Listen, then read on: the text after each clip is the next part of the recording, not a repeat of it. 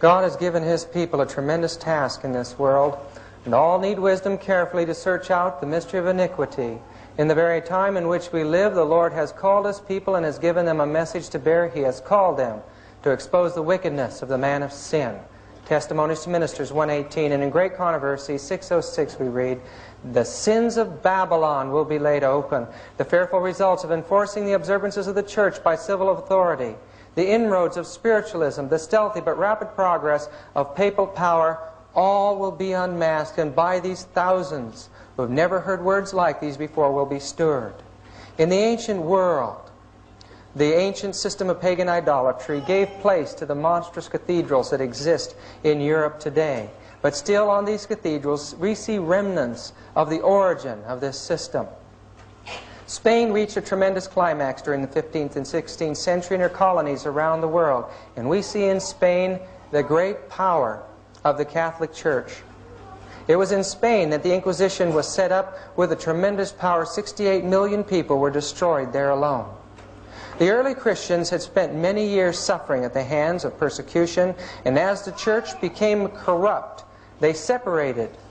We find in the history of the Waldenses by Wiley and the Waldenses by Claudiana, a book written in Rome, that the early Christians who wanted to stay pure and stay faithful to the apostolic faith removed themselves into the mountains and the remote areas of Europe, and there they raised their families. But even there the armies of Rome found them. The church was now the destroyer, and some of the most horrible scenes in the history of the world took place at that time. These people tried to have religious freedom. They worshipped in groves and trees and in caves of the earth, but even there the long arm of Rome found them. Their valleys were fairly silent just before the time of Martin Luther. But when they heard of the great Reformation that was taking place in Germany and in Switzerland, they sent representatives and they joined the Reformation, and a tremendous movement took place against the power of Rome. And so Satan moved. In Great Controversy 2:34 we read, "At this time the order of the Jesuits was created, the most cruel, unscrupulous, and powerful of all the champions of popery, cut off from earthly ties and human interests, dead to the claims of natural affections, reason and conscious holy silence. They knew no rule, no tie, but that of their order, and no duty but to extend its power. There was no crime too great for them to commit, no deception too base for them to practice, no disguise too difficult for them to assume. Vowed to perpetual poverty and humility, it was their studied aim to secure wealth and power to be developed to the overthrow of Protestantism and the reestablishment of the papal supremacy. When appearing as members of their order, they wore a garb of sanctity, but under the blameless exterior, the most criminal and deadly purposes were often concealed. It was a fundamental principle of the order that the end justifies the means. By this code, lying, theft, perjury, assassination were not only pardonable, but commendable when they served the interests of the church." In The Power of the Jesuits by Philip Miller and this book, The Jesuit, Their Spiritual Doctrine and Practice, we get a history of the Jesuit order. We find that Inigo, the father of the order, was born in the Valley of Loyola in northern Spain. Here he was born to a wealthy family. There today is a tremendous monastery to the Jesuits and a magnificent chapel illustrating how much they honored this man and the wealth of that order. The castle next to it is where Ignatius was born. Ignatius, as a young man, was a violent, brutish sort. The police records of the day said violent, vindictive, and dangerous. He was a proud young man and involved himself in many of the sins and evils of the day. He wanted to be a great commander, but unfortunately in a battle with the French in Pamplona, he shattered his leg. And now his plans for the future as a great warrior were ended. There, while he was recuperating, he read books about the saints and about Jesus. These were fanciful books about the saints, about the miracles and the things they could do. He envisioned Christ as a great commander, and now he, as a saint, would capture the world for Jesus Christ. He had had a nervous breakdown, and this concept illustrated the condition that his mind was in. Now, as a cripple, he made his way all the way across Spain to the mountains of Montserrat. There was an ancient sanctuary there, and in that sanctuary was housed a very sacred image to the Catholic Church. This image was called the Black Virgin of Montserrat. In this church, Ignatius spent 3 days making confession and spent an entire night standing before this virgin statue as a knight in a vigil. He committed himself to the baby Jesus and to Mary. And from there he determined to go to Jerusalem. And there in Jerusalem he determined that he would conquer the Muslim world for Jesus Christ. All the powers of Rome couldn't do it, and now he would do it. On his way, he found he couldn't go because Barcelona had the plague. And so he had to stay in this little town called Manresa for 10 months. There in that town, as we arrived there, we found a monstrous institution of the Jesuits built over the place where Ignatius stayed there. It was a cave. 10 months in the cave, he tortured his body and his mind until, in exhaustion, he began to have dreams and visions. He claimed that the secret doctrine of the Catholic Church was taught to him in this place. In his eye, he saw lights flashing. And he believed that Mary came in the form of a light in Jesus. And he believed that he saw Satan in a spiral of light eyes before him.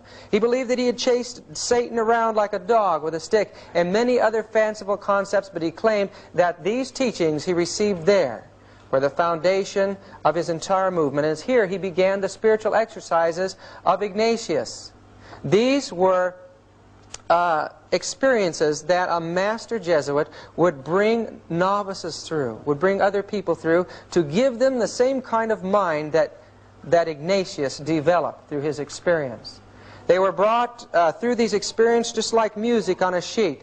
For 30 days they were told what to think, how to feel, when to groan and when to sigh, what to imagine, and they were to cut off all normal human emotion throughout those experiences. Ignatius finally made his way to Jerusalem, but there the Franciscan monks told him to go home. We don't want any political trouble here in the Muslim Empire. We've had enough of that. So making his way back to the port of Barcelona, Ignatius sat with little children learning the rudiments of Latin in order to study. From there he made his way to the little college in the town of Alcalá, north of Madrid. Here at the Colegio Mayor he began his studies in theology.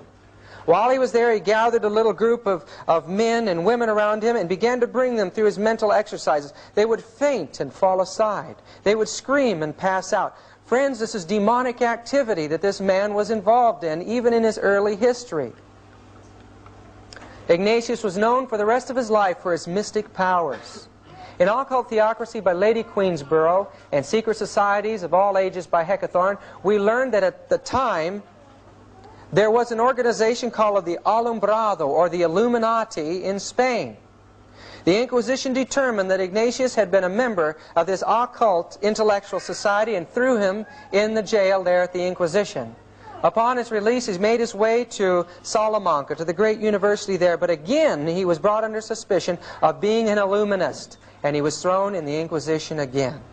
Now, upon being released, he made his way to the great University of Paris in France, and there he gathered intelligent young men around him, brought them under the control of the power of his mind, and these became the basis of his society. Not too far from the university, they dedicated themselves to the new order of the Jesuits there in Montmartre. Today there's a tremendous chapel on Montmartre, one of the most magnificent chapels that we saw while we were in Europe. And it's dedicated to the destruction of democracy and liberty in the world. Ignatius from there made his way to Rome, and in time he was accepted by the Pope. The Reformation had destroyed the influence of the Church in many parts of Europe. In the book, The Ignatian Fireworks, or Fiery Jesuits, published in 1667, it's right here in the vaults at PUC if you want to read it, we read the aged gentleman Paul III, who then sat in the infallible chair, foreseeing the need the papacy had of incendiaries to vex the enemies to its grandeur, easily grants the petition of Ignatius and his decemvirs, prostrate at his holiness's feet, where after sweet kisses in token of their obedience, they receive an institution of their predominant sect. From that time, Rome was the center of this new satanic system, the Jesuit order. This is the Chiesa del Gesù in Rome, and entering into it, we get some idea of the wealth and the power of the society of Jesus. There a death mask of Loyola was made into a picture. We get a view of what he looked like. But the altars and the artwork are the ancient Baroque style, and it's a magnificent structure showing that the wealth of the nations at one time flowed into this order. There's an allegorical statue of the church destroying Huss and Luther. Another great painting of Ignatius ascending to heaven as a saint after his death. But the most interesting of all to me was this, of Jesus holding his heart out in his hand. It was the followers of Ignatius that brought into the church the mystical teachings and the worship of Mary in the heart, and brought those mystical teachings of the Dark Ages into the 20th century. When Xavier was once requested by one of the patients to scrape out an abscess, this is Xavier, one of Ignatius's followers, he felt rather squeamish about it. He put his hand, which was covered with a purulent matter, to his mouth in order to put his self-control to the extreme test. It's amazing that even at that early time, these men had minds that controlled their emotions. Rodriguez would not at first make use of this resting place, but afterwards, in order to punish himself for his weakness, he laid himself down naked in a bed in which immediately before a man had died of pediculosis, and which still swarmed with vermin. These men, with their mind over the control of their emotions, were sent out into the world. At first, they proved themselves in the hospitals, and that's where these quotations came from in Fulop Miller's book, History of the Jesuits. But they also made their way out into the world of the pagans to win them to the new pagan Christianity. One of the first was St. Francis Xavier. The Pope claimed that this man had been given the gift of tongues, and as he went out, he certainly learned scores and scores of languages in India, and Asia, and Japan, and became a master of that whole province in the Jesuit system. The Jesuits were given tremendous power. At first, there was only 60 of them allowed, but in time, they were given full control of the church. Yea, they were given power to excommunicate all who would hinder or do not aid the society, to confer orders, preach, and minister sacraments, to change their general, to absolve heretics as well as imprison the excommunicate, to exercise episcopal functions, to confirm, exercise, dispense, etc., to disguise themselves, to carry movable altars, give plenary indulgence, to live exempt, free from secular power, taxes, as well as jurisdiction, authority, sentence, and command of any other ordinary delegate, judge, magistrate, from any search. Folks, it illustrates that the church in society gave the Jesuit absolute control in this world, total free from all law. In the Council of Trent, 2 of them were set aside, Alcazar and Ribera, to form a counterfeit theology to the prophecy of the Protestants about the Antichrist. At that time, these theologians formed the idea of futurism, that the Antichrist should come sometime in the future. This in time developed through John Darby and Edward Irving in Scotland into the rapture concept. And this book on the rapture was written by 2 Catholic priests. Peter Canisius and Peter Faber were the first missionaries sent in to form an educational system in Germany to counter the Reformation. The Jesuits became the educators and the controllers of the mind of children and the generations that were coming up. They became the great moral theologians and fought the Protestant concept of predestination. They taught free will, but merged with their free will was the idea that an individual through his own works could become perfect and gain merit on his own.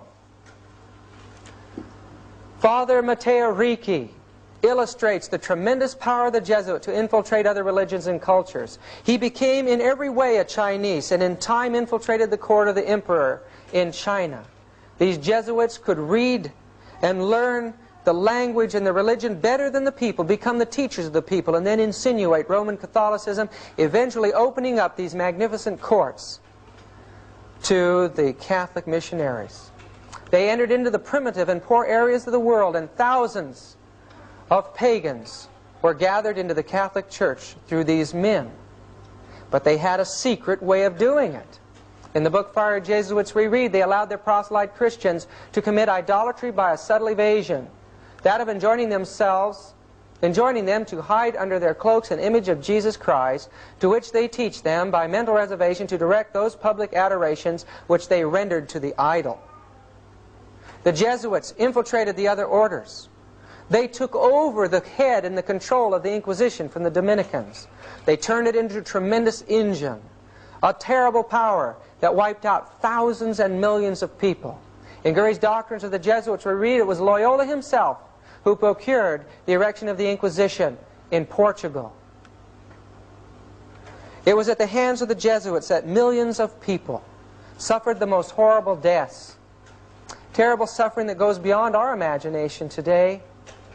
These people did not realize that as they were persecuting these people, as they were torturing their flesh and causing every nerve in the body to scream in pain, they were causing the sufferings of Jesus Christ himself in his people.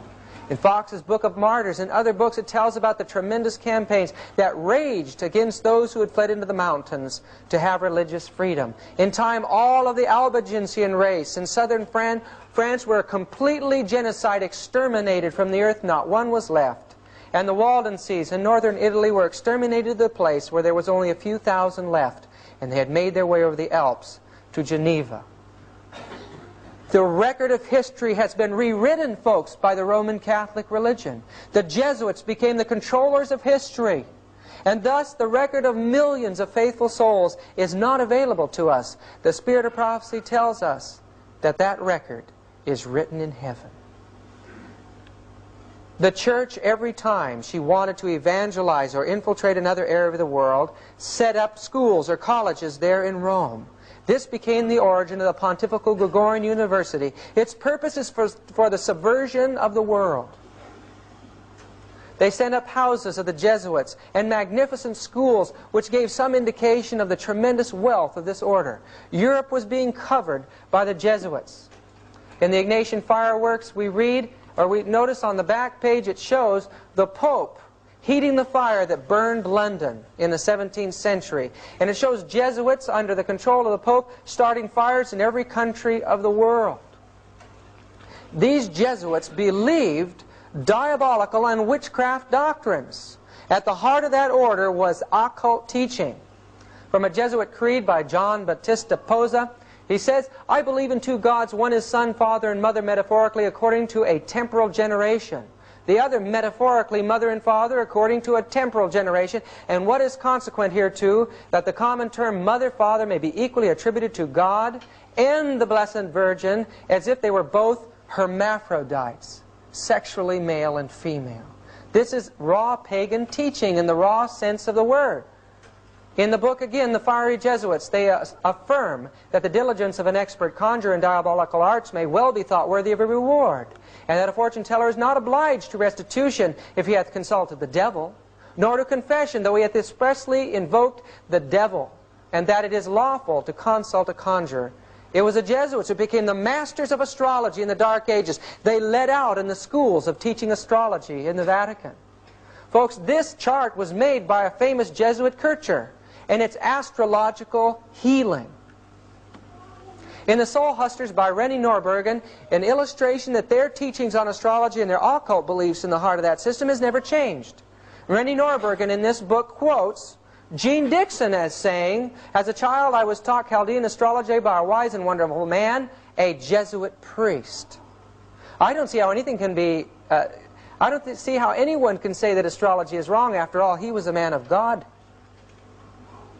Jean Dixon in the world is one of the most popular clairvoyants and astrologers today, and we understand now that she was taught that by the Jesuits. In Gurry's Doctrine of the Jesuits, this also is available in the library here at PUC, we learn the secret of how the Jesuits became the masters of the confessional. They could excuse sin by subtle evasion, and because of it, the wealthy powers of the earth beat a path to the Jesuit confessional. They learned the secrets of state, they sent this to the head of their order, and through it they were able to manipulate the emperors and the rulers of the world. Henry IV had them in his kingdom, and we find that that the Lewises surrounded themselves with Jesuits and used them as confessors and to run their government. But this Lewis The 15th was a homosexual. No wonder he needed a Jesuit confessor. As we were going through Versailles, we were told that in this room, this was the bed of Louis, and as the heads of state came in each morning to talk over state matters, he would grab one of them, pull them in bed, and pull the curtain around them, and after sodomy was over, they would continue the state talks. And his confessor was a Jesuit. The Jesuits got used to the wealth of the world. They lived in luxurious palaces like this, being confessors to the priests and kings, and they became the wealthiest group in the world. Through their influence in France, one of the most horrible massacres that took place in history took place.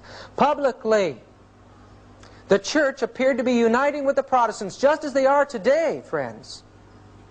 And secretly, they planned the slaughter in 1572, where 25,000 Huguenots alone were slaughtered in Paris and over 65,000 throughout France. Because of this, the governments recognized the danger of the Jesuit order, and they began to be expulsed from various countries of this world. They were kicked out of Paris. They were kicked out of Portugal, where they had gained tremendous power. They were removed from Spain. The governments realized that the wars and the troubles were being caused by the Jesuits. And now the Jesuit order went through all the terrors of the Inquisition. It was at this time in history that the Jesuits were taken and they were thrown in prison. They were thrown on ships and forced to stay on these ships without toilet facilities until disease destroyed their bodies and racked their souls. The Jesuit order's power, the secret of its power, is in its structure. One man stands as all-powerful at the head of it. The provincial is a man that is all-powerful within his area, submitting to the general, and then the superiors are in control of the Jesuit individuals. But at any time they can go around their superiors to the one above him, keeping a check and balance situation. The local, yokel, individual Jesuit is part of an elaborate system of espionage.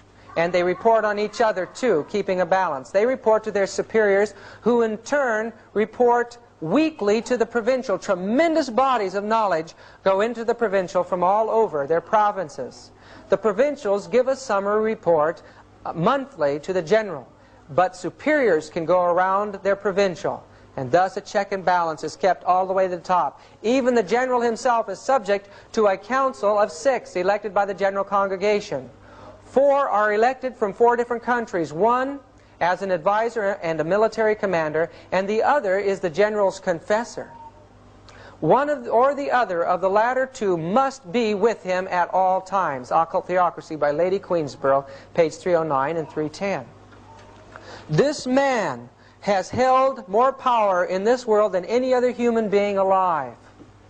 Gurry's doctrine of the Jesuits, we read, the general has usually stood towards the Pope, much as a powerful grand feudatory lord of the Middle Ages did towards a weak titular Lord Paramount, or perhaps as a captain of a splendid host of free champions, as he did towards a potentate with whom he chose to take temporary and precarious service.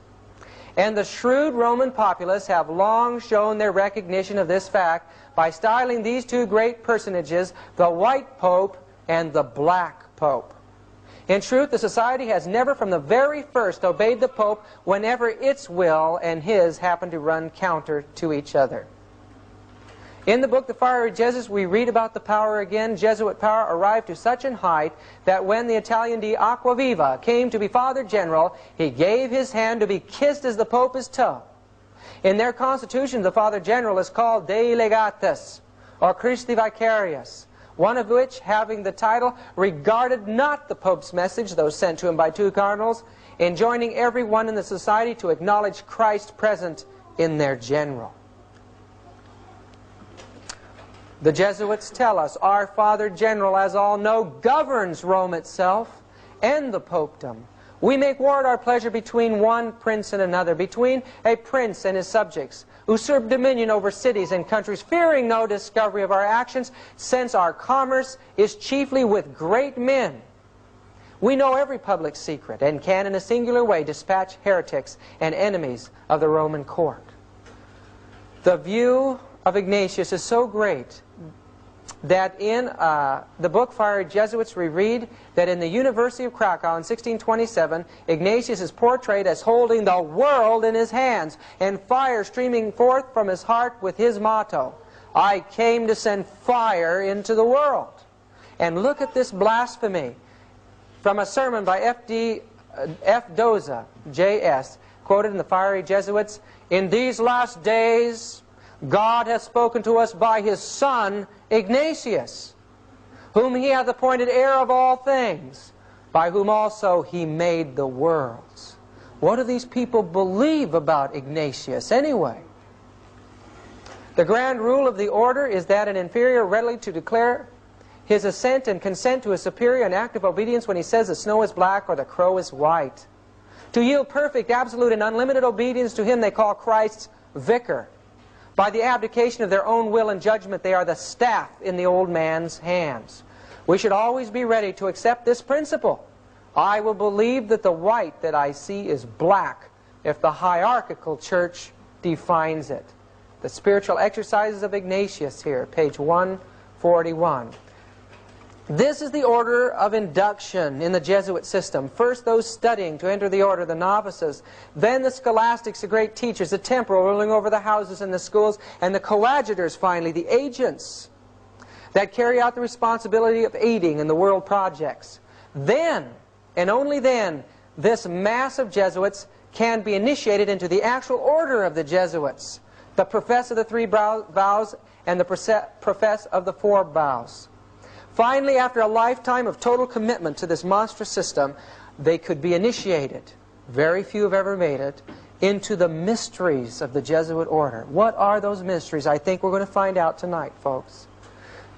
The ceremony of induction of the Jesuit is in the Library of Congress, and the card is 6643354.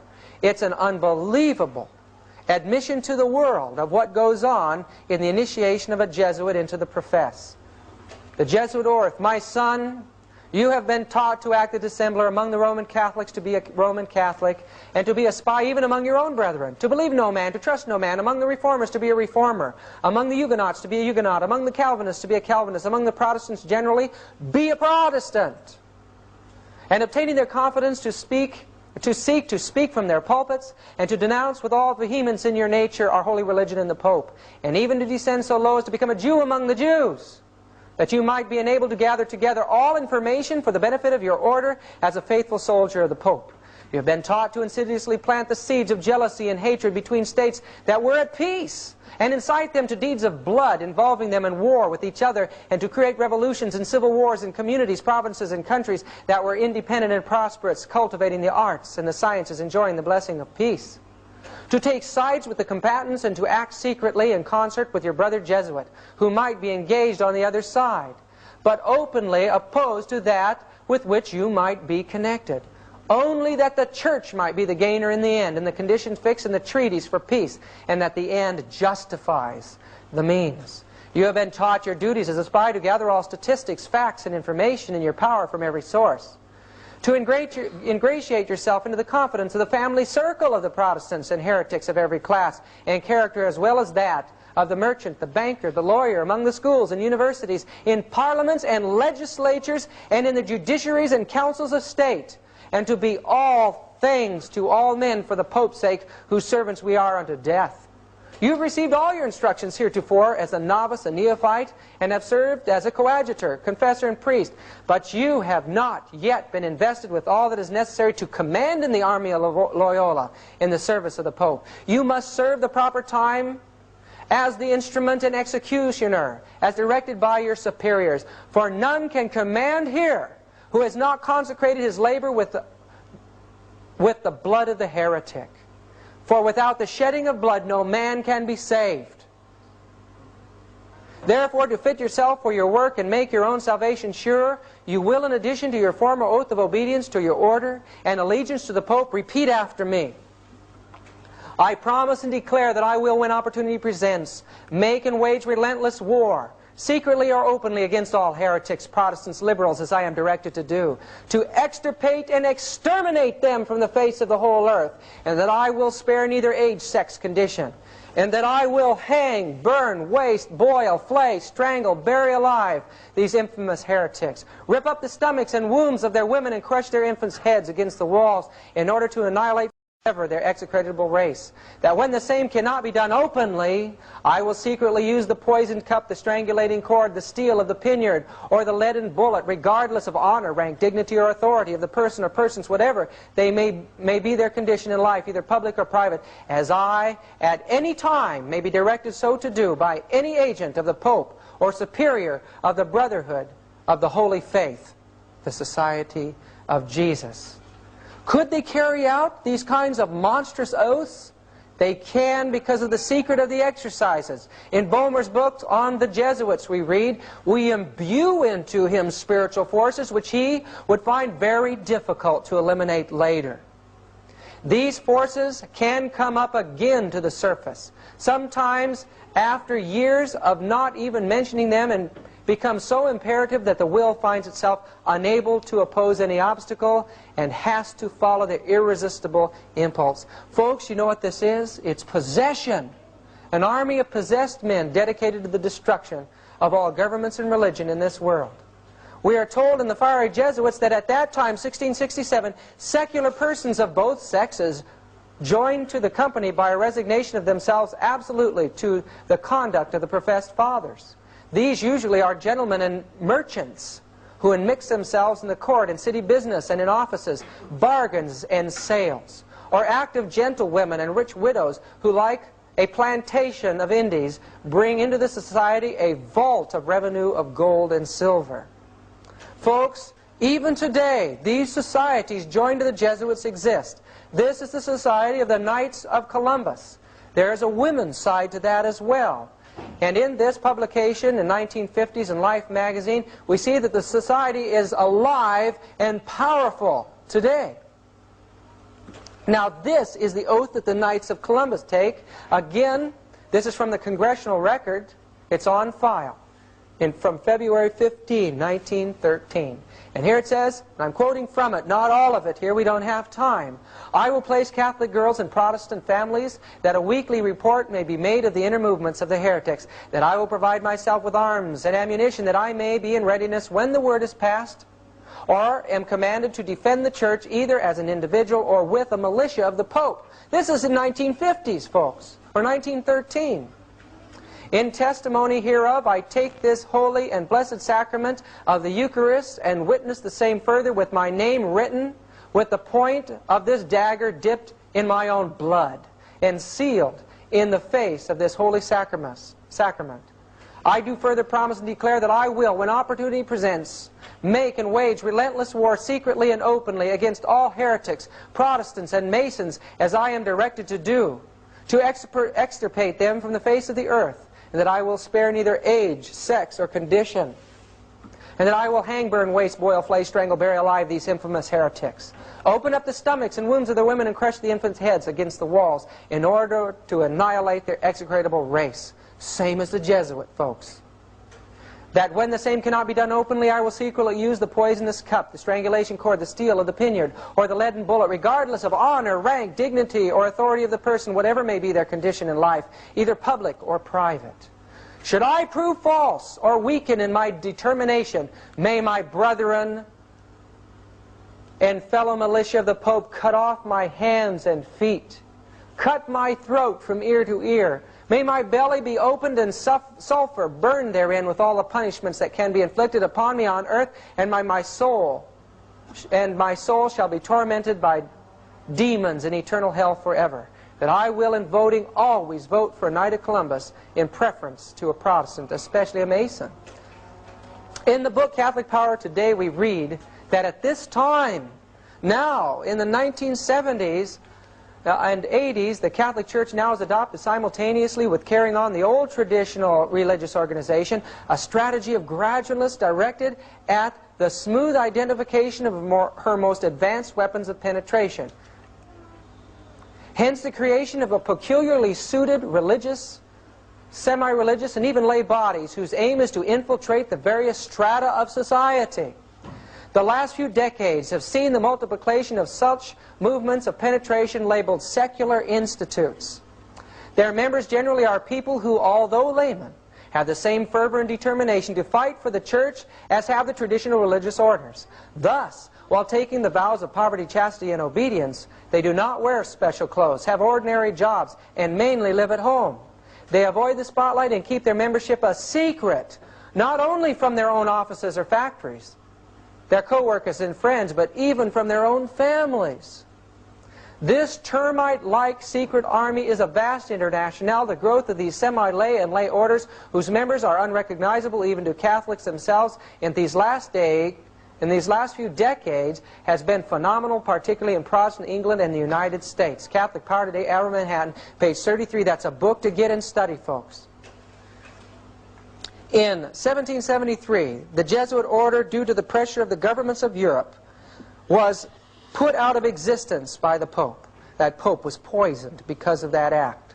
But the Jesuit order now no longer existed at that time. And so the Jesuits had to secularize themselves. Except in Russia, they continued unabated and controlled the government there. But Ingolstadt University had been a Jesuit center and institution for many, many years. Here in this institution, a young man, Adam Weishaupt, was a Jesuit-trained doctor of canon law. Now, he wanted to see the Jesuit order come back to power. And in time, he published a plan to take that organization and give them the world. This plan is laid out in a book called Proofs of Conspiracy by John Robeson in 1798, as well as many other books. Weishaupt had long been scheming the establishment of an association or order which in time should govern the world. In his first fervor and high expectations, he hinted to several ex-Jesuits the probability of their recovering, under a new name, the influence which they formerly possessed, and of being again of great service to society by directing the education of youth of distinction, now emancipated from all civil and religious prejudices. The order, he claimed, Weishaupt claims in this book, the head of the order is Jesus of Nazareth, the grand master of our order. He appeared at a time when the world was in utmost disorder and among a people who for ages had groaned under the yoke of bondage. He taught them the lessons of reason. To be more effective, he took in the aid of religion, of opinions which were current, and in a very clever manner, he combined his secret doctrines with the popular religion, and with the customs which lay to his hand, he concealed the precious meaning and consequences of his doctrine, but fully disclosed them to a chosen few. He's teaching that Christ was a master of the secret societies, that Jesus was the author of the system of communism and universal utopia. He claims this system would place men in a state of liberty and moral equality, that his new system would free them from the obstacles of subordination, rank, riches, continually thrown in their way, that all governments and religions would be destroyed. Our secret association works in a way that nothing can withstand, and man shall soon be free. Proofs of Conspiracy, page 64. It was Weishaupt who designed this pyramid structure as a symbol of how he would accomplish his goal. In the book Pawns and the Games by the Canadian commander William Guy Carr, we see that the symbol that Adam Weishaupt designed was an altarpiece there in Ingolstadt University. In the book, we read the significance of the design is as follows.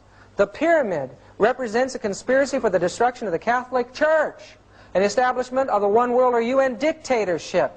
The secret of the order, the eye radiated in all directions, is the all-spying eye that symbolizes the terroristic Gestapo-like espionage agency that Weishaupt set up under the name of the Insinuating Brethren, to guard the secret of the order and to terrorize the populace into acceptance of its rule. This Occult had its first workout in the Reign of Terror of the French Revolution, which it was instrumental in organizing. Pawns in the Game by Guy Carr. What does Ellen White say about the power that took over the government of France? She says in Great Controversy, page 273, the beast that ascended out of the bottomless pit shall make war against them and shall overcome them and kill them. She says the atheistical power that ruled in France during the French Revolution and the Reign of Terror did wage such a war against God and His holy word as the world had never witnessed. They were the Jacobins, and Weishaupt was called the father of Jacobinism. So this new satanic power that rose up in the heart of the Jesuit order now became a power warring against the Word of God to destroy all religions. In the book Pawns in the Game we read, it should be noted that this insignia acquired Masonic significance only at the merger of that order with the order of the Illuminati, Weishaupt's organization, in the Congress of Wilhelmsbad, 1782. So Masonry has been infiltrated by the Illuminati. The picture of the eye in the pyramid can be found on books fomenting the ideas of Weishaupt, which caused the French Revolution. And what a horrible revolution it was. Ellen White says it prefigures an event to take place in this entire world. Human beings were slaughtered mercilessly at that time as God's Spirit was withdrawn. The first power to suffer was the church and the heads of state. This was Louis XVI trying to flee the country, and Marie Antoinette destroyed. When Jim and I went into East Berlin, we visited a museum there on communism. And there we found that one of their main displays in the history of communism was a display on the French Revolution as part of the origin of the communist movement in this world. In fact, the term communism comes from the French word commune, where this thing originated. In time, a man by the name of Lemny, and then this man, Mazzini, became a leader in the world revolution, but not fully inducted into the secret orders. And it says, research dug up letters from Mazzini which revealed how the high priests of the Luciferian Creed keep their identity and true purpose secret. In a letter Mazzini wrote to his revolutionary associate, Dr. Bridenstine, only a few years before he died, he said, "We form an association of brothers in all parts of the globe. We wish to break every yoke. Yet there is one unseen that can be hardly felt. Yet it weighs on us. Whence comes it? Where is it? No one knows. Or at least no one tells. This association is secret, even to us, the veterans of the secret society. Even to those involved in leading out in world revolutions, it was a secret society controlling them behind the scenes." This man took over after Mazzini. He was a commander in the Southern armies. After the war, he settled down to study in Arkansas. And from there, this man with a tremendous mind became one of the world's most renowned authorities on pagan idolatry. He became the leader of the Illuminati in time. This that I'm about to read is a letter to the Palladian Council, written July 14, 1889, from Albert Pike. He, like Weishaupt, was the head of the Luciferian conspiracy in his day. Pawns in the Game by Guy Carr. And here is the letter. That which we say to the crowd is we worship God, but it is a God that one worships without superstition. The religion should be, by all us initiates of the high degree, maintained in the purity of the Luciferian doctrine. Yes, Lucifer is God. And unfortunately, Adonai, the name they give the Christians, is God also, for the absolute can exist only as two gods. So they're saying that Jesus, or God, is both good and evil. And the good part of it, they're saying, is Lucifer, and the evil is Jesus Christ. Thus, the doctrine of Satanism is a heresy. They don't believe in Satan. They believe that Jesus is evil, not Satan. And the true and pure philosophical religion is the belief in Lucifer, the equal of Christ, or Adonai. But Lucifer, God of light and God of good, is struggling for humanity against Adonai, the God of darkness and evil. Albert Pike. Isn't that amazing what these people believe? They're worshippers of Lucifer. And friends, this is their plan. We shall unleash the nihilists and the atheists, or the Nazis, he says here. Those who are working in favor of the Christian world, the atheists who are working against it. And we shall provoke a formidable social cataclysm, which in all its horror will show clear to the nations the effect of absolute atheism, the origin of savagery, and the most bloody turmoil. Then everywhere the citizens obliged to defend themselves against the world minority of revolutionaries will exterminate those destroyers of civilization, and the multitude, disillusioned with Christianity, anxious for an ideal, but without knowing where to render its adoration, will receive the true light through the universal manifestation of the pure doctrine of Lucifer, finally out in public view, a manifestation which will result from the general reactionary movement which will follow the destruction of Christianity. Arguments or conquer with their sword. Unfortunately, I feel more and more every day that it is not against Americans of the South alone I am fighting. It is more against the Pope of Rome, his perfidious Jesuits and their blind and bloodthirsty slaves, than against the real American Protestants. Here again we read from the words of Abraham Lincoln. Those antisocial laws today are written on her banners with blood of 10 millions of martyrs. It is under those bloody banners that 6,000 Roman Catholic priests, Jesuits, and bishops in the United States are marching to the conquest of this republic, backed by their 7 millions of blind and obedient slaves. Those laws, which are still the ruling laws of Rome, were the main cause of the last rebellion of the southern states. Yes, without Romanism, the last awful civil war would have been impossible. Jeff Davis would never have dared to attack the North had he not had assurance from the Pope that the Jesuits, the bishops, the priests, and the whole people of the Church of Rome, under the name mask of democracy, would help him. These diabolical anti-social laws of Rome caused the Roman Catholic rear guard to be the man chosen to fire the first gun at Fort Sumter. Is it not an absolute absurdity, says Lincoln, to give to a man a thing which he has sworn to hate, curse, and destroy?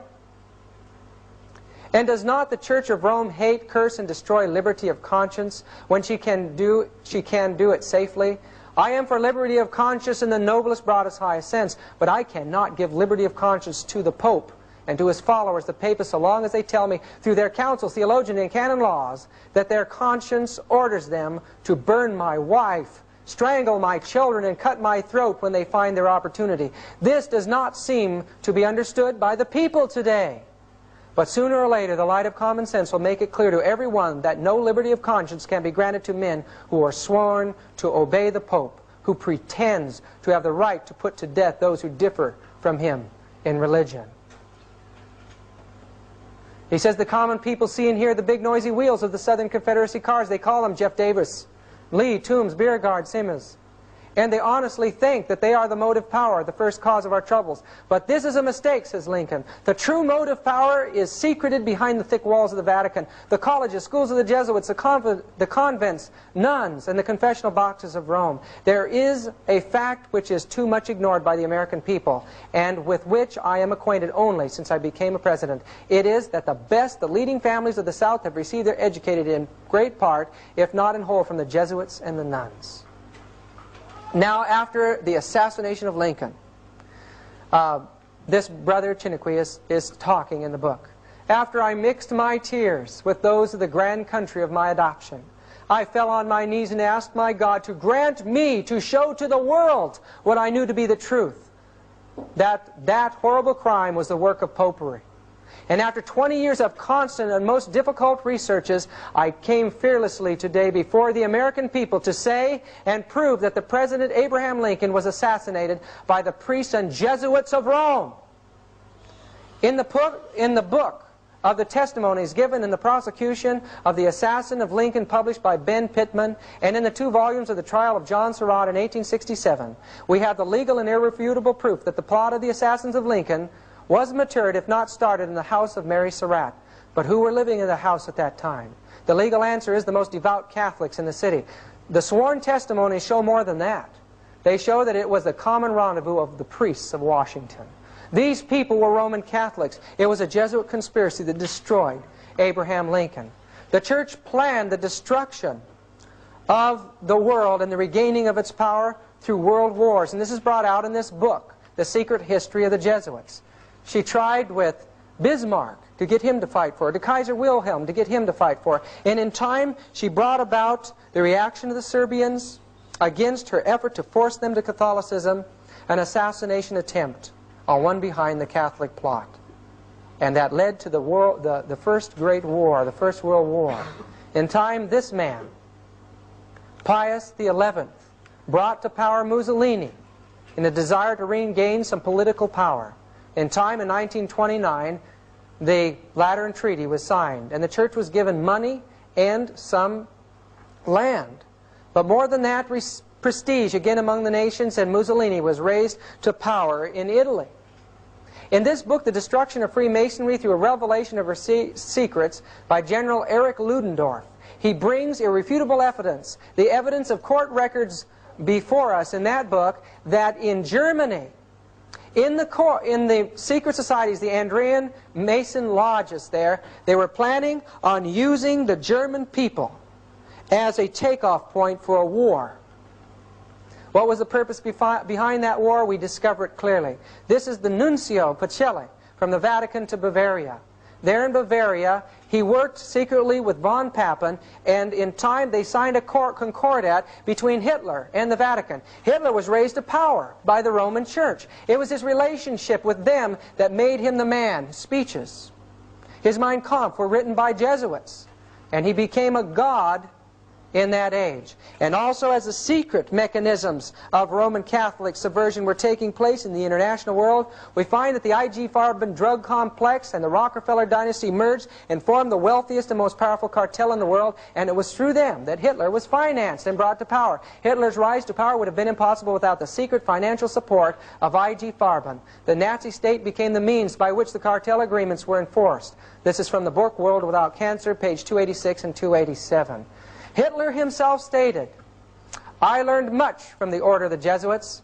Until now there has never been anything more grandiose on the earth than the hierarchical organization of the Catholic Church. I transferred much of this organization into my own party." Isn't that an amazing thing to say? This man Himmler was the head of the SS. But friends, his uncle Himmler was a Jesuit from oath and induction from the Bavaria of University, from the Bavarian court. The SS troops were a Jesuit-controlled society, and they became the police of the Nazi state.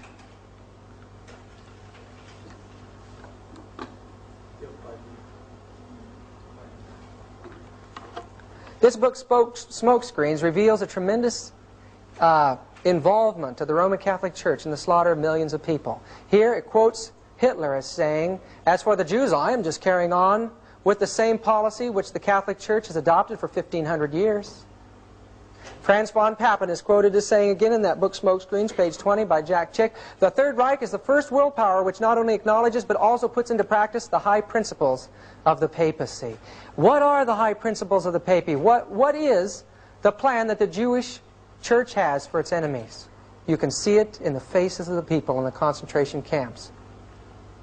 That nuncio that worked secretly with von Papen became the Pope after Pius XI. Now Pope Pius XII, supporting Hitler, but in time he saw Hitler's power waning. He was just using Hitler, and in time he turned his attention to the Western world. But what was happening in another country in Europe? Ante Pavelek, the head of the Ustachi state of Croatia, surrounded with Croatian Catholic clergy, in April 1942, he was to Yugoslavia what Hitler was to Germany. There in that state, priests became soldiers, and they worked at the most horrible suffering and slaughter and persecution that the world has ever seen from the time of the Dark Ages. People were tortured to death with spoons and knives and forks, forced to eat their relatives. Eyes were torn out of the sockets and wreathed and handed out among the priests. This is 1942, folks. It shows that if she gains power, she will return to the apostasies of the ancient time.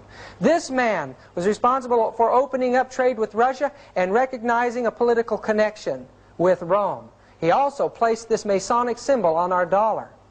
Novus Ordo Seclorum, a new world order. The reverse the seal of the United States of America, according to Manly P. Hall, an expert on Masonic lore. Not only were many of the founders of the U.S. government Masons, but they received aid from a secret and august body existing in Europe which helped them to establish the United States for a peculiar and particular purpose known only to the initiated few. The Great Seal, says Hall, was the signature of this exalted body, and the unfinished pyramid on its reverse side is a trestle board setting forth symbolically the task through the accomplishment of which the U.S. government was dedicated from the day of its inception. Who dedicated this country? Many books have been published now that make it clear what took place during the years after the Second World War. First, the Church joined itself to the United States through Cardinal Spellman. Then Russia, realizing the responsibility that the Church had in the Russian Revolution, realized that the entire balance of world power could be swayed by being involved in Vatican politics. So a Catholic Pope now, in 1958, comes to the throne in the Vatican. And what does he do? He establishes the Great Vatican Council for bringing the governments and the churches of the world into a great communist society. They invited priests and the reverends and religious leaders from all over to join in their talks. What was happening here was an effort to unite the world and paralyze her enemy. In Catholic Power Today by Avram Manhattan we read, "The Catholic Church's offer for reunion to all Christian churches not in communion with her is a magnificent ecclesiastical Trojan horse, a means to penetrate their citadels and accomplish their capture and final capitulation." Catholic Power Today, page 22. And this is how she plans to do it. She will support any military or economic force or movement that would maintain things while she is in power. If she can't accomplish it that way, she'll mobilize her religious and diplomatic power to counteract against her opponent in the event she fails to crush it another way. But finally, her last bid is forming an alliance with it, characterizing her joining it. In special circumstances, even leading it, as she's doing today in the great movement for peace and disarmament in the world and the ecumenical movement. This is one of her last assaults. She led out in the charismatic movement secretly, and in time, as it passed the borders of the Catholic Church, and Protestants saw that now the Catholic Church was speaking in tongues. These are Catholic priests. Catholics and Protestants together in great revival meetings will be speaking in tongues together. Some of these folks will be speaking in rosaries, while the others beside them are speaking in tongues. It seems to adapt itself to every religious climate today. Spiritualism has joined Christianity. It was this Pope, the next Pope to take office, Paul VI, that took over the world in a great movement of ecumenism. He finished up the work of the Vatican II. Here he is uniting himself with the Greek Orthodox Church.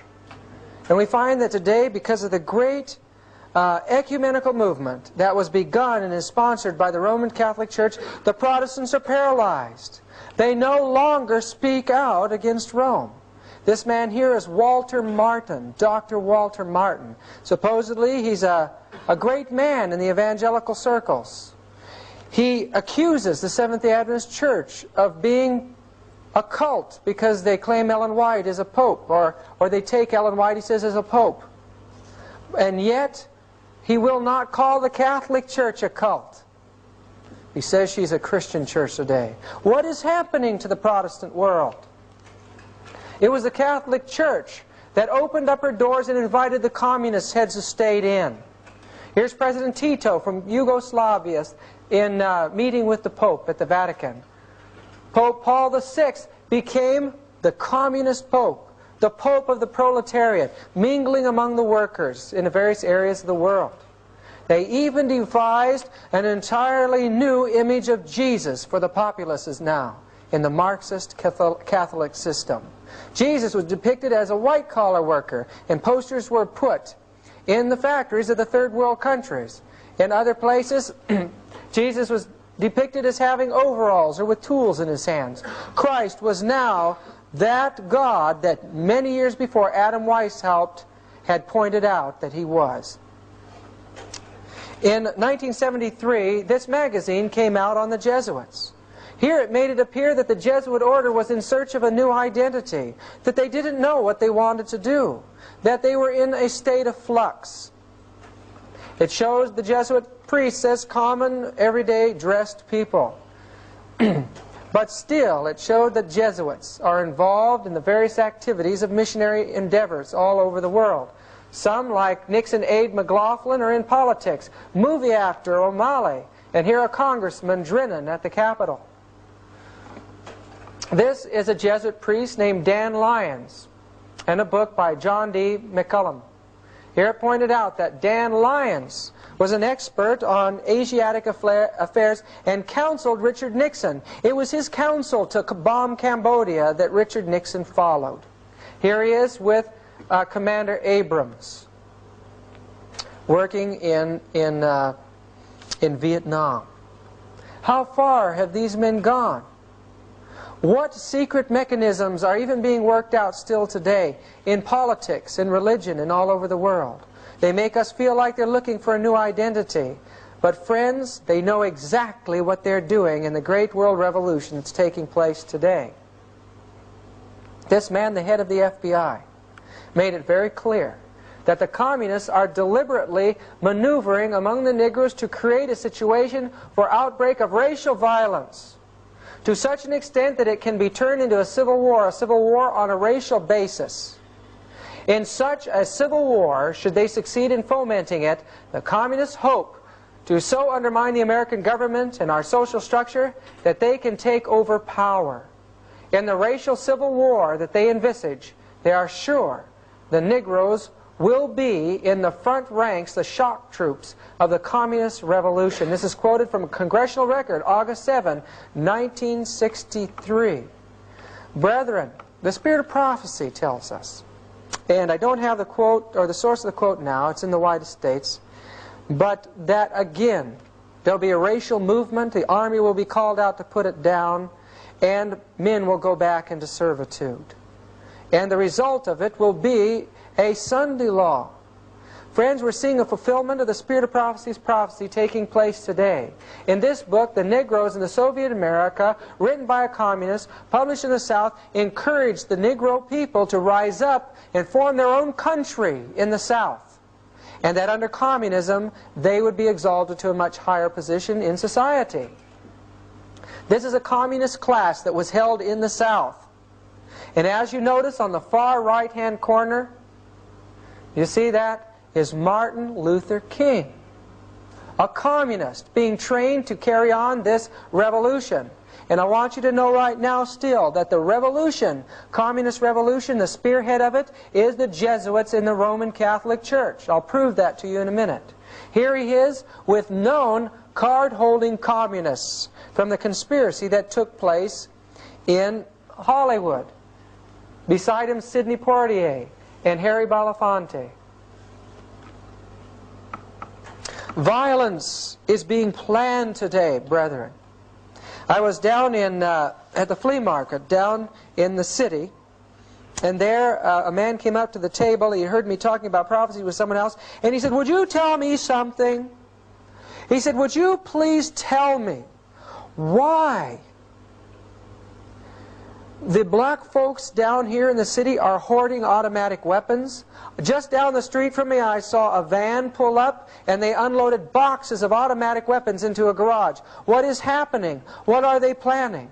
Brethren, I don't know how long until the cities are a hotbed of violence because of these type of plans. But it's coming, and Ellen White tells us that it's going to be an overwhelming persecution, relentless in its fury. The Catholic Church is involved in this ethnic action publicly. In Africa, she is making the black prelates the only prelates there. So the church will relate to a black church at that point. This gentleman, Pope John Paul I, was in for only 33 days. The reason for this gentleman coming in for only 33 days is that he was the choice of the communist influence. The church had become fearful that Moscow would dominate the church, that she would take over it. Prelates began to move. They worked with the CIA. Cardinal Wyszynski from Poland was summoned to this secret meeting, and they decided to plan to get Wojtyla in. Wojtyla had already been deeply involved in the Vatican II project. He was an extremely intelligent man, and he was trained in the field of acting and playwriting. He was the perfect man for the job. He was a Marxist, but he was an anti-Moscow Marxist, and he would be perfect for developing the new brand of Lenin Christianity that they believed was the new age in this world. John Paul, in the liberal magazines in this country, which we know are controlled by the elements that are involved in world conspiracy, set him up as a superstar. 14,000 journalists were accredited to cover his passage through this country. Millions and millions of dollars have been used to place this man in a campaign as a god among the nations today. And the Protestants, where are they? they're completely paralyzed. Protestants for the Pope. We see that a Protestant Baptist president invited the Pope to do the Mass on the White House lawns. He was invited before the United Nations. Here he is with Kurt Waldheim, the secretary at that time. And there before the United Nations, he revealed his Marxist beliefs. The Plain Truth magazine put out in that year says that during the 62-minute discourse at the General Assembly, the Pope shed, as it were, his clerical garb and displayed his humanistic side. He interposed his carefully chosen words with patently Marxist egalitarian themes. Murray Kempton of the New York Post said, "The Pope aligned himself in spirit with the demands of the developing nations for the restructuring of the world economic order." That's a tremendous statement. And look what's going on in black Africa. When the Pope visited Africa, they even changed the color of Christ. There, when the Pope got back from the meetings there in Africa, he said that Catholicism in Africa is Africa. The church is taking over the third world communist countries today.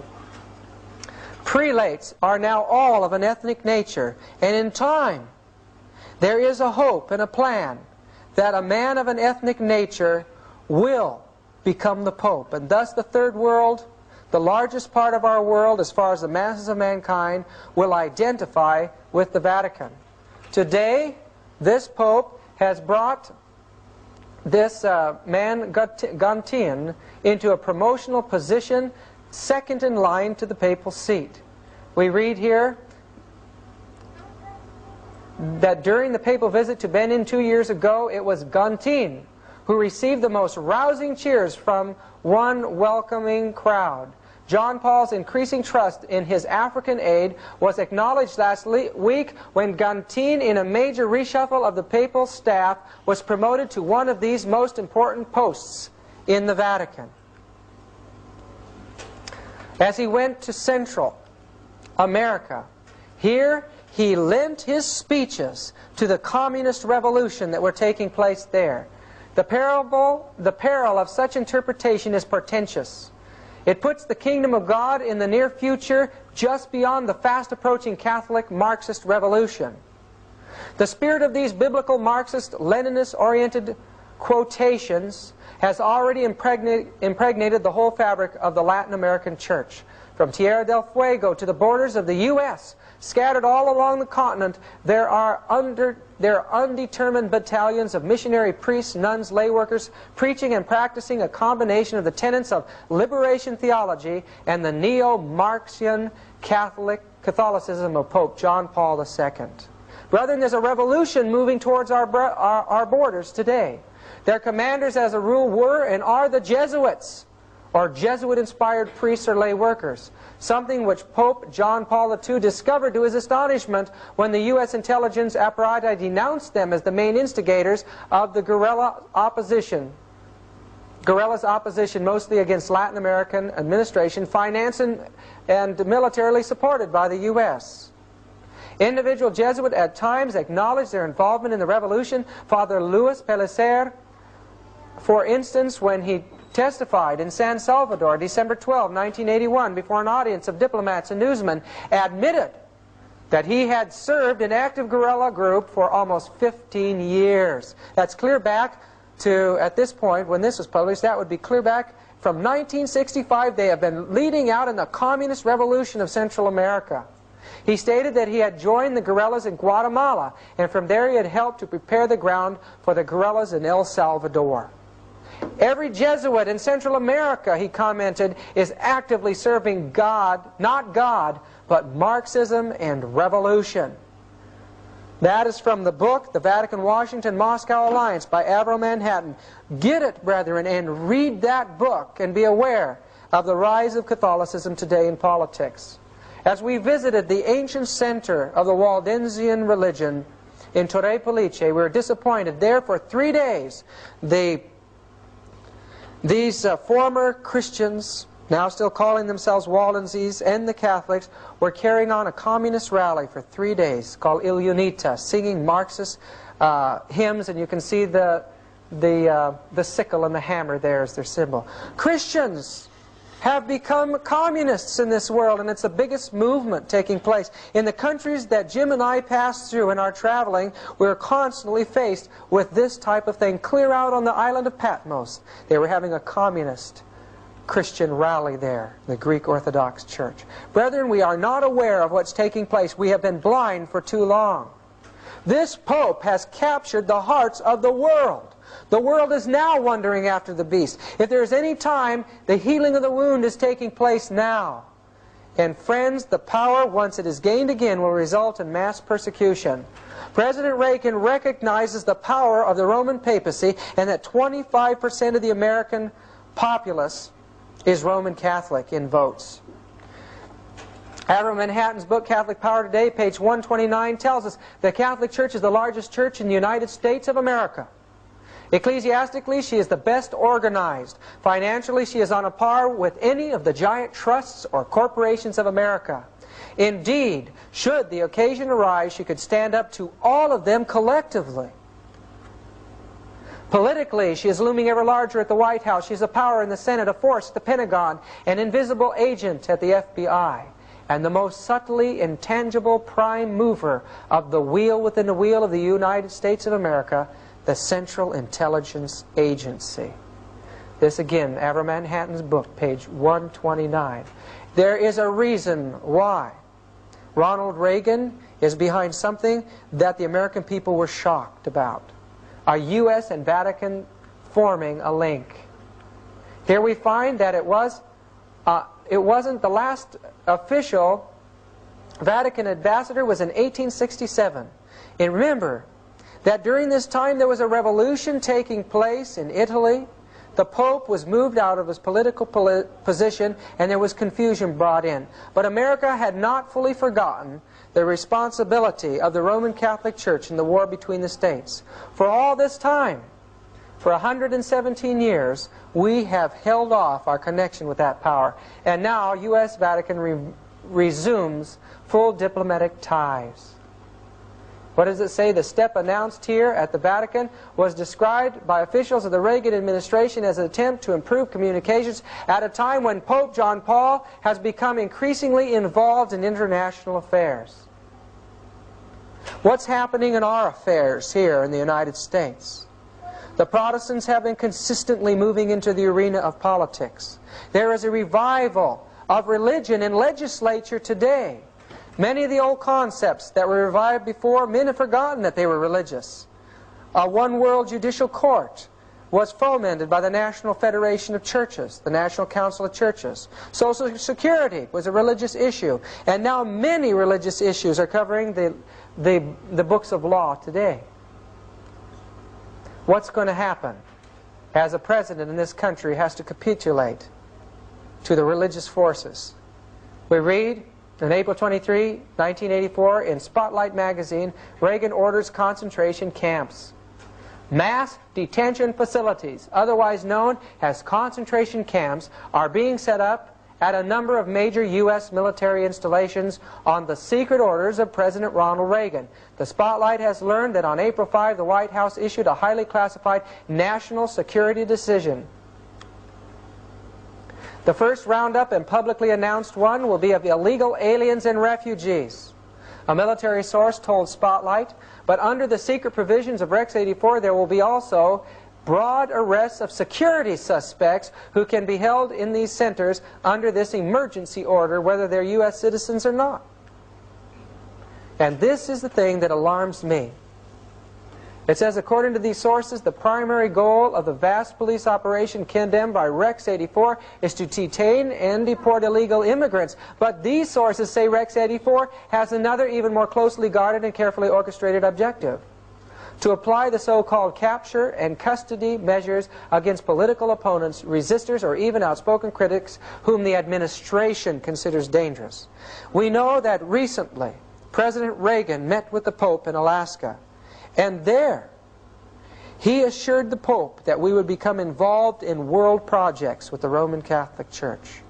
What if our country, our legislature, becomes so increasingly involved with religion and politics that it recognizes the message of God through the Adventist people as a challenge to that power?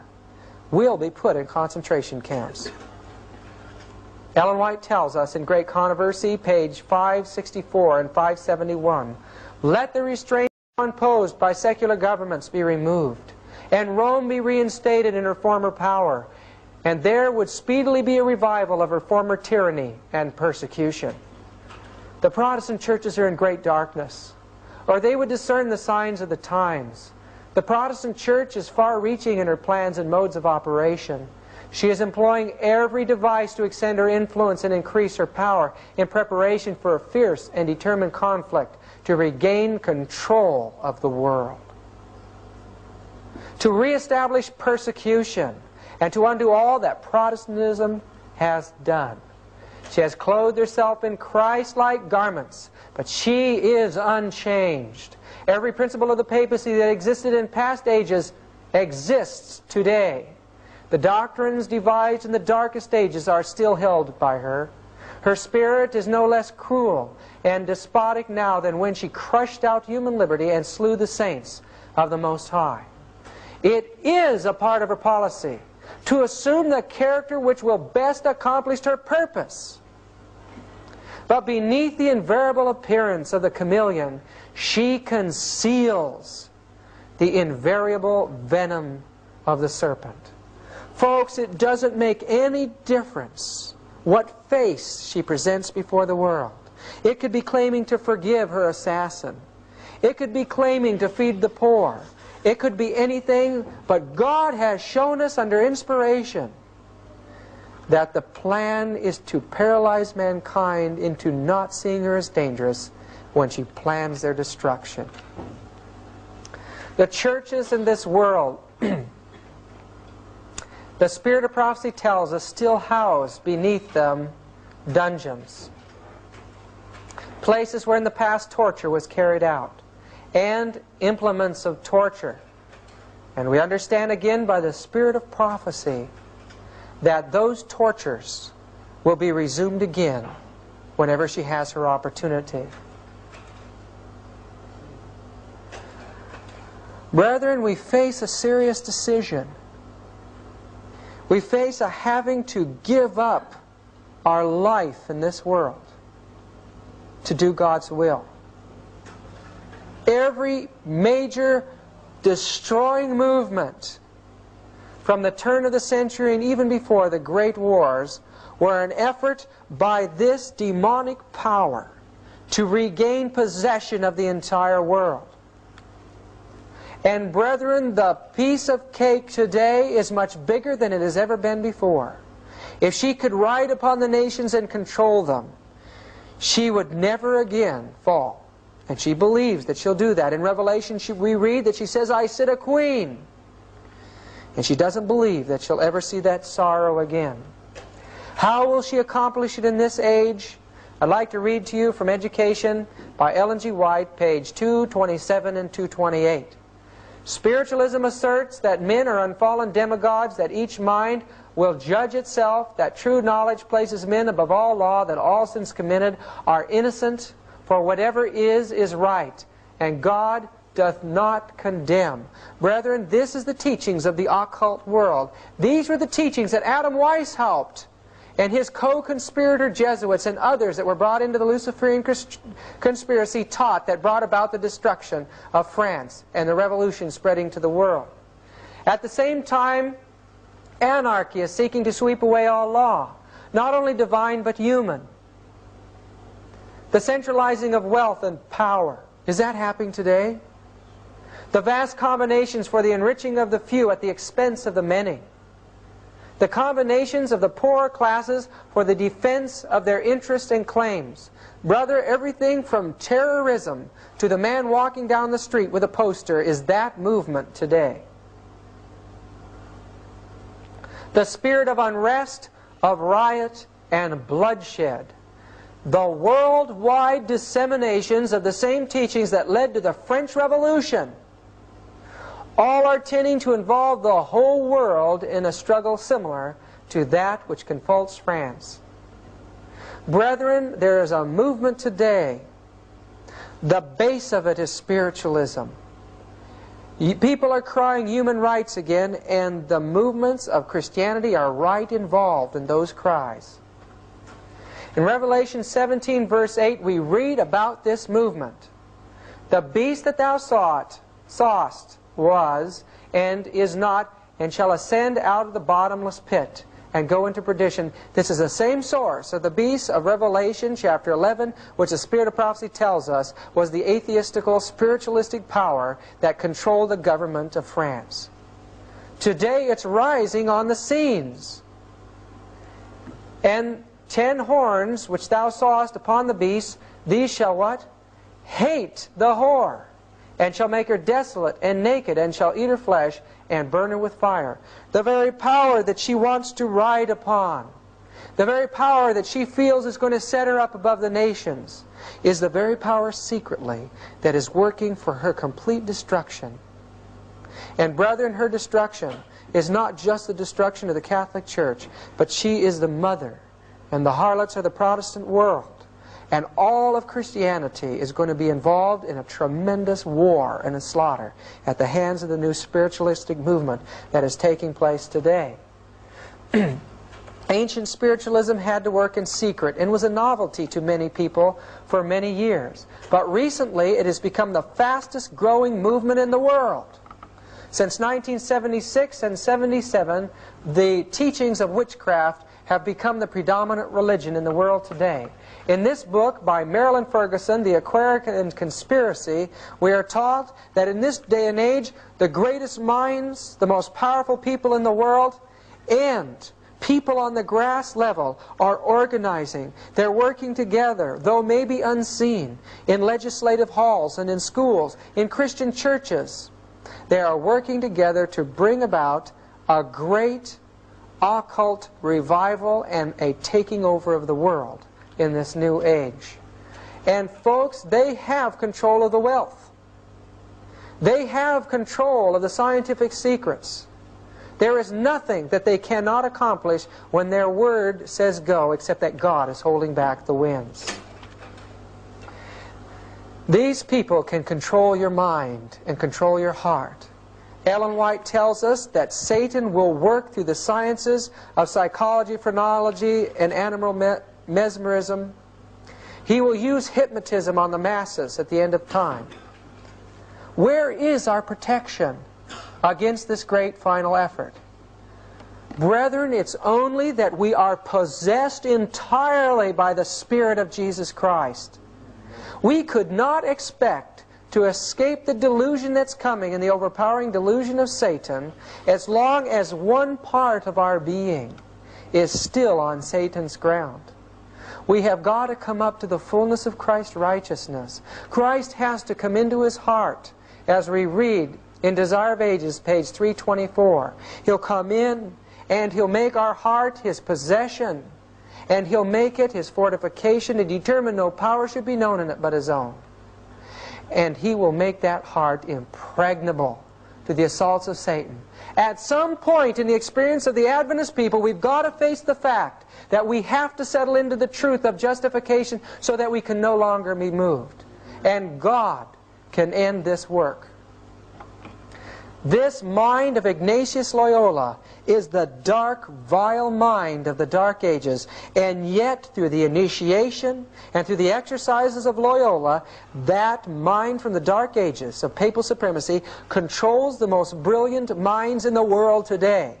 And science, Ellen White tells us, is to lead the world into the papacy as superstition and ignorance once led it into the papacy in the years before. Their schools and their universities cover the world, and in the United States they're everywhere. Thousands of Jesuits continue to graduate every year, and now the people have no knowledge of what their plans are for the world. Brethren, I believe that we are unconquerable if we are part of the movement of the Holy Spirit in this last age. But if you are not, and you don't know for sure that your salvation is secure at this time, you will not be able to stand the pressures that are coming. We know that if we are faithful to our calling, that through us and through other means, God will be able to pluck brands from the burning that were foremost in the cause of Satan at the end of time. And one of these brands was a man by Lacunza, a Chilean Jesuit. This is Lambeth Palace in London, and there's a library there that's set up for priests and prelates. Jim and I, through I believe a miracle of God, were allowed to go in there and study, and there were priests and nuns around us. We asked the librarian to find us these 2 books plus a book by John Darby. These books about the coming of Christ were written by a Chilean Jesuit, Lacunza, finding his way in the 18th century to the Bible. He studied it. Probably as a man entranced, he began to understand the nearness of Jesus' coming. And so he began to write. He went through all of the doctrines of that time on the coming of Christ and proved them all false. And when he did present his view of the coming of Christ, you know what he presented? He presented the truth, that Jesus Christ was soon coming to take his saints from this earth, that he would take them up with him into the heavens, and there they would reign with Christ for 1,000 years. After this period of time when all are destroyed on this earth, he would come back with them after the millennium, and he would judge all the wicked, raising them from hell and from the dead. Of course, he didn't fully understand the immortality of the soul and some of our doctrines, but brethren, the publication of these books in the 1820s and 30s led to the great revival in England and the looking forward to Jesus' coming. I believe that these men, many of them, and others that are involved in movements that they believe is right, can be won if our people will wake up and do the work God has called them to do.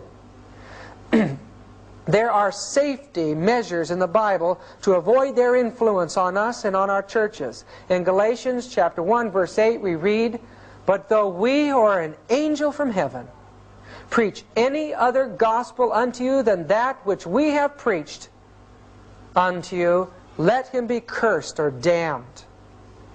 Verse 9, "As we said before, so say I now again, if any man preach any other gospel unto you than that ye have received, let him be accursed or damned." If we followed the Bible, we would not allow heresy in our ranks.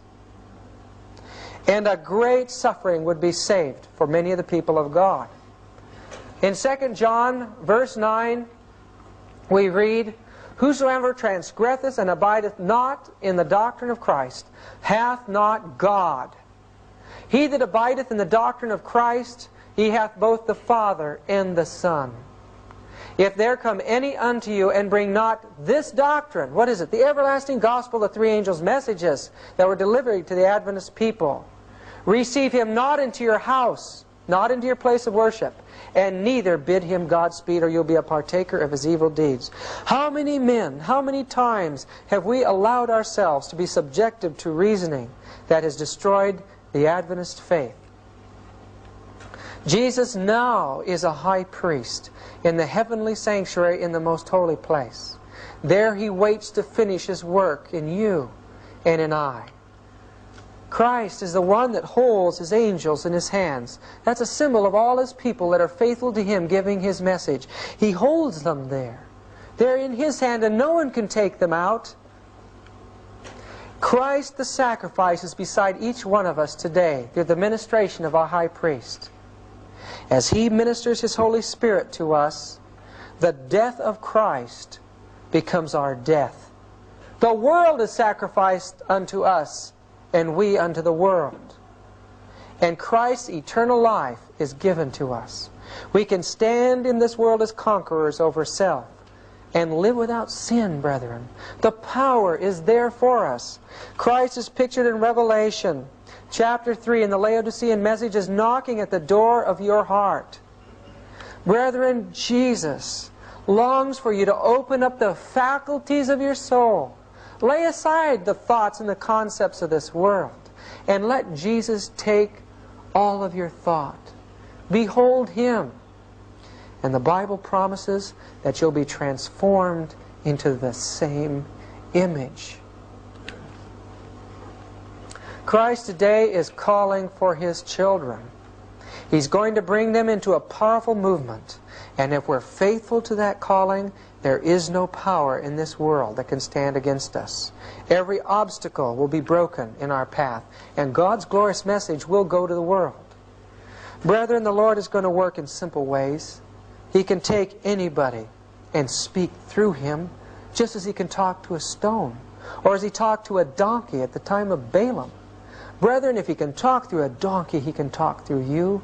And you know the message that He has to give?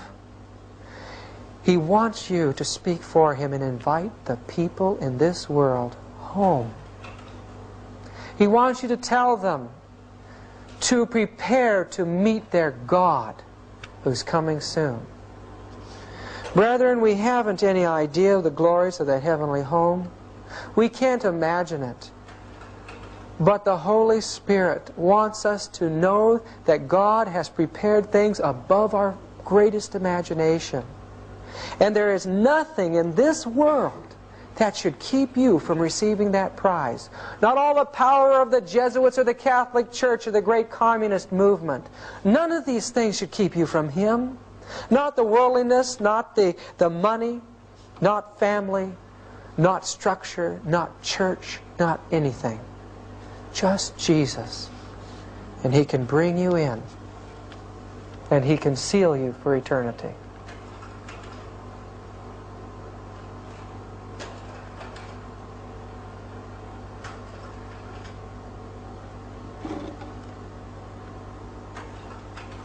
Let's have prayer together, shall we? Our dear and gracious God, You have opened up to the minds of this people the wonderful, wonderful truths of the great controversy. Dear Lord, help us to be faithful to the knowledge that You have given to us. Give us the strength, O Lord, to stand for Thee, for the right though the heavens fall. Not only to be ready for Your coming, but to bring hundreds and thousands of others into the fold now in these closing moments. Lord, we know by the signs of the times that it's almost over. I pray for each soul that hears this tape, and I ask that Thy angels should convict, and the Holy Spirit should convict their hearts of the need to total conviction now.